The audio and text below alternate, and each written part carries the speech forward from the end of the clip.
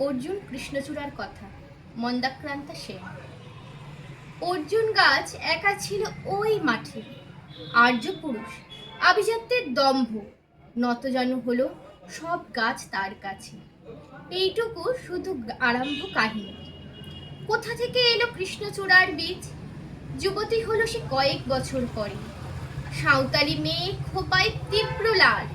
অর্জুন তাকে চাইলো আপন করে। নতজানু হবে এমন মেয়ে সে নয়, বসন্তে সে তো একা নিজেই সাজে। আর্য পুরুষে আসক্তি নেই তার, ব্যস্ত আছে সে ফুল ফোটানোর কাজে। খোপা থেকে খসে গত রাত্রির ফুল, ঝিরঝিরে পাতা পোশাক বুনেছে তার। অর্জুন সে যে আর্য পুরুষ ভাবে, সব সুন্দরে একা তার অধিকার। অর্জুন গাছ চেয়ে দেখে দূর থেকে, কৃষ্ণচূড়ার হৃদয় ঝরছে রোজ। রূপ দেখে তার ধাঁধায় দুখানি চোখ, ভাবে কবে পাবে ওই হৃদয়ের খোঁজ। কাহিনী এবার শেষ করি তাড়াতাড়ি। কৃষ্ণচূড়ার জেদখানি বড় বেশি, অভিমান সেও বিকবে না কারো কাছে, বরঞ্চ হবে বন্ধু বা প্রতিবেশী।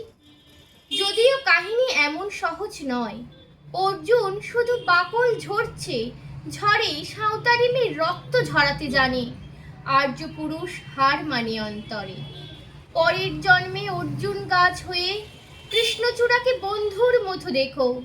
আমাকে চিনতে ভুল করো না হে রিজু, রক্ত ঝরালে বাকল খসিয়ে দেখো।